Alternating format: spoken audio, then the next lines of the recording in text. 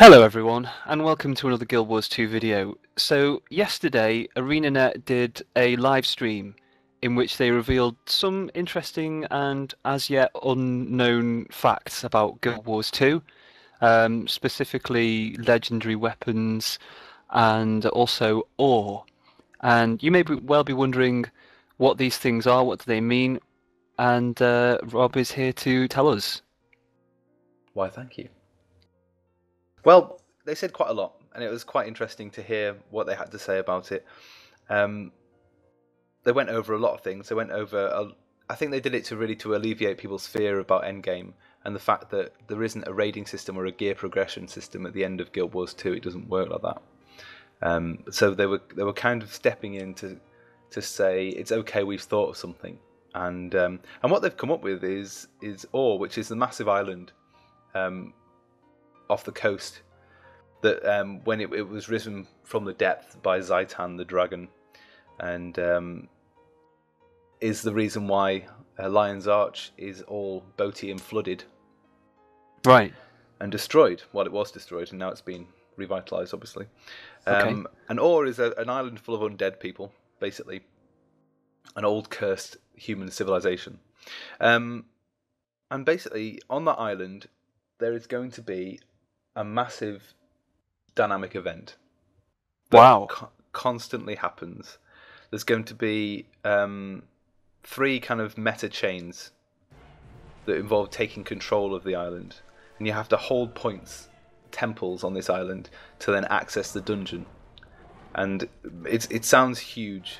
It's a very big cooperative PvE experience, it seems, which is really interesting for level 80 stuff, because it's not necessarily raid content, but it's dynamic open world cooperative content. So that sounds really interesting. It's like, you could probably say it's like a big interactive kind of thing that doesn't necessarily fit into the traditional mold of Endgame, but yet it is massively kind of in an Endgamey kind of way. Yeah, exactly. So this is the big thing really that people worry about. I mean, everyone knew you could go and do World v World or the structured PvP kind of systems, but this was the other end of the scale that people didn't understand. Right. But also with Or rising from depth and stuff, there's also 8 story dungeons which we knew about, and with the different routes you can take within those dungeons, there's like 25 different explorable dungeons, basically. Yes. So that's cool. There are also those little dungeons which we've seen. So this isn't even touching the little dungeon content we've seen. And then they obviously talked again about the rewards at the end of, and how gear progression doesn't work. It's in the gear doesn't get more powerful; it just gets more awesome looking. So they went over that, and obviously the fact that there isn't a gear grind leaves people a bit worried, but also it's just a different way of doing it, leaving people open and turning facing it back around to skill-based combat rather than gear overpowering combat. Yes, because that's a big thing, isn't it? For people who are unsure about Guild Wars 2, the fact that it doesn't have a big gear grind raiding tier kind of system at the end of it. I mean, that's one of the main points of contention with people who are sort of on the edge when it comes to Guild Wars 2, of being undecided, saying that it's going to not work. But I mean, yeah, it's more of a skill-based system, and the fact that you can get, there are rewards out there for doing the higher content, but those rewards are cosmetic. So, Yes. It was nice to hear them sort of touch on that and sort of reaffirm what people have been saying about that, which is that, you should just approach Guild Wars 2 in a completely different way from perhaps the more traditional model of level up to max level and then going to play this complete different progression ladder at the end. Exactly, and the whole focus on just playing the game, like the game in WoW changes so much once you've hit max level, where you're then gearing up for raids. Whereas in Guild Wars 2, it's not going to be like that. You're going to have the gear. You're then just going to work towards goals, prestige, and playing the game and why playing it because it's fun and you're enjoying it rather than because you feel like you need to progress to be able to Yeah, progress. because you're not justifying a subscription fee. If Yes, you're not. Yeah, you buy the game once, and if you don't feel like playing it, well, there's no big consequence if you don't play it. You're not going to be behind in the gear progression, so you can just not log in that day. It's kind of like if you bought, say, an online shooter. You don't really gear up in those things as such. You unlock things, you get some rewards, but really, after a while, those types of games and other games, the interest can dwindle a little bit once you feel like you've explored everything that's there, and then more, DLC or whatever comes out, and then you go and have fun with that. exactly. So that's awesome, and there's loads of stuff there, and I'm really not worried about in-game content at all, which is good. But moving on from that, something that I didn't know, which really kind of is really interesting after all that, really interesting stuff, is that when you hit level 80, you don't stop gaining experience. Dun Which is dun dun. Okay. yeah, which is weird. But not only that, when you hit the end of the bar, where you'd normally ding to the next level, you gain a skill point. Okay. Then, after you've done that, you can then go to the Mystical Magical Forge. There you can trade in your skill points for weapons and items, which you can then throw into the forge and gain back something. You can also use your skill points to transmute materials and lots of different things like that.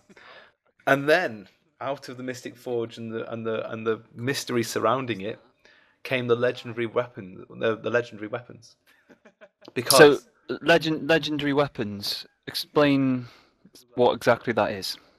legendary weapons in most games, I'm going to say, World of Warcraft? yeah. Basically, you obviously you raided like hell, grinded your ass off, and got a binding one week. But basically, you had to collect items together and then complete a quest line to be able to get your legendary weapon, which involved a raid normally, because obviously you 40-man had raid. to. Yeah, you normally had to collect the items, and they normally had to be rolled between a few different people who were like, "I want it, my shiny." This is going to be quite different.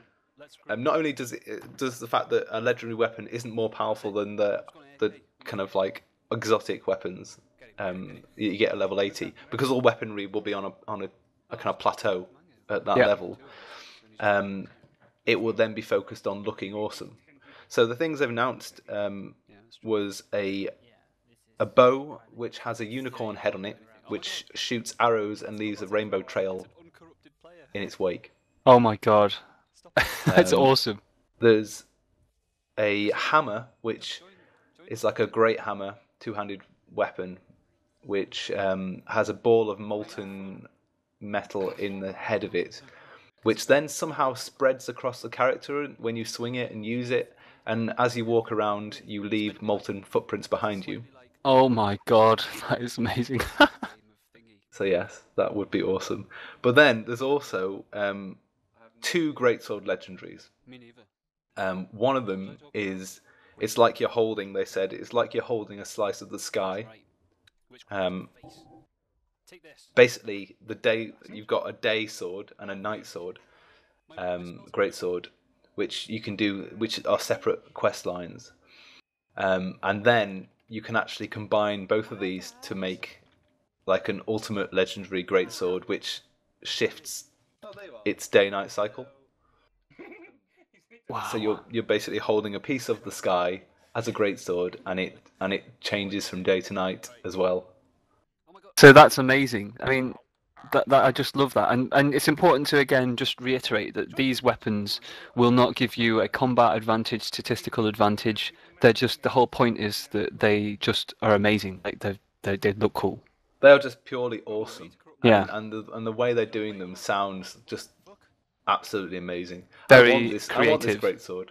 Yeah. I want a character so I can go and get this greatsword. It's just amazing. So these quest lines which will be involved in it will all will be huge. Basically, you have to go out. It'll take you a long time to get them, all the ingredients together, and then the Mystic Forge is what you do to create and bring things together to make them.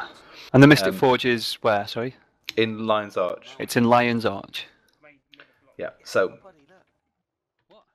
then, not only that, they talked a little bit about end content again, and well, the whole thing was about end content, but about the actual dynamic events and things like that, and the way they want to support the game after release and after people hit level 80 and all that kind of stuff. And it was really cool because obviously we've seen how easy it is for them to switch in a dynamic event like the corruption event, but they were also hinting to the fact that not only can they do this, they can actually cycle through and cycle out heart quest areas. So what they can do is that's in real time without server downtime or anything like that. Yeah, they can basically just switch things out and around. Yeah. So what they can do is say have 3 or 4 dynamic quests and cycle them through. So basically, you can go off and do like we've done in the beta. We've gone and done all the hearts in that area. But you can actually come back to an area later and find that it's changed to a different set of, objectives and quests, and there are different dynamic events in the area, and it's quite exciting in that sense that the content can always be kept fresh. Then they can just pull stuff out and put stuff in, and it won't have to always be that experience you had the first time. Yeah, because they're working on content all the time to change it and to progress, yeah, which is really kind of cool. So that's great. I mean, all these things that have been basically revealed in this live stream, I mean, we already were quite happy with the way it was shaping up. We already knew that, okay, there's no end game, but the way that Guild Wars 2 is basically built makes that okay. But all this stuff that's basically been announced yesterday, or kind of hinted at or suggested as well, it kind of just makes it even more like okay. I mean, it was okay to start with, but this is just like it's another level of it's all cool. We don't need the traditional end game model. Yeah, I'm actually looking forward to getting to end game content. Whereas I found that after coming back to WoW and then rushing through Wrath of the Lich King to get to endgame, yeah. Endgame, because the rest of the game feels like it's just a block in the way, or just it's almost like, why didn't they just let me be max level, whatever level that would have been at the time? Because you need to learn your class, noob. Yeah, but that's the point, isn't it? Exactly. It's a long time to learn. Yeah. It doesn't have to be arbitrarily anyway, because it's depending on what you do. Well, yeah, and then you're forced into a build because in Molten Core you can't use fire as a mage because it doesn't work. Well, I think you may be referencing like classic WoW. They did actually. I know. To be fair to World of Warcraft, they did actually do away with things like that and kind of even the playing field for specs and things like that. But anyway, we're not here to bash WoW or anything like that. I mean. Well, maybe we are a little bit, but never mind. But yeah, I know what you're saying, and to be honest, yeah. Before this, I was kind of a little bit almost thinking, well, because there's no end game and the game is basically end game from the start, and they just want it to continue to flow. Do I even want to reach max level? Would I want to delay that so that I could extend my enjoyment of the game? But then all this cool stuff just gets thrown into the mix, and you think, hey, getting to max level, it won't be the end of everything. There'll be tons of stuff to do, and it'll constantly be getting, changed up. Why would I want a traditional model MMO after all these cool announcements? And not only that, if they do add in content that is lower than you can just go back and do it anyway because of the scaling system. Yes. So if you... And it won't be trivialized by your level. If they released like a level 20 dungeon, you could just go and do it. Exactly. With a group of people, and it'd still be a challenge because of the way it scales. So no content is out of bounds. It wouldn't be like running the Dead Mines as a level 80. Yeah, it's amazing. So that's really, really, really, really cool. I'm really quite excited about that. Yeah. So it seems like you'll be able to play as you want, and nothing is to worry anyone about the end game so Yeah. far, unless you want raids and gear progression, and then you might not want to look at Guild Wars 2. I mean, but it is just a different model. It doesn't necessarily try. It's not. No one's saying that it's better than what happened before. It's just if you prefer a skill-based system as opposed to a gear progression sort of system, you know, Guild Wars 2 is right up your alley. I mean, plenty of people would probably prefer the gear-based system, and it does have its advantages. You know, the fact that gear can help you overcome challenges as you gain more of it and compensate for lack of skill thereof. You know, Guild Wars 2 doesn't have that. It just requires, you know, it just basically lets you do everything. It puts all the content at your feet right in front of you, and all the rewards are there and accessible. But it's like if you want them, then prepare to get your, you know, arse handed to you. Yeah, and that's great. Yeah. It's not like I don't like WoW. I mean, that's the problem. It's just A different approach. I've just done it for so long. Yeah. I played it since release, and I need something different. There's nothing. I mean, it's not like I could go and play another MMO that is bought like Rift. I can't play Rift for the simple reason that it's the same as WoW, pretty much, in the combat aspect, especially. And I just need that difference. Yeah. I don't want the gear grind anymore. I want something, and I think that's a big opinion across the whole MMO people playing community. Yeah, I see it repeated a lot. There is. I feel that like there is this want of something original, fresh, different, just because so many people have been on that same, I guess, treadmill for so long with chasing the higher gear and perhaps looking for a game that kind of just takes that element and does away with it and puts kind of player enjoyment and fun in front of that. And this is why no one's toppled WoW, as everyone says, the next WoW killer. I don't think Guild Wars 2 will do it, but I don't think any other game that has been like a clone of WoW, as people would say, has managed to do it, for the simple reason that WoW does it so well. Exactly.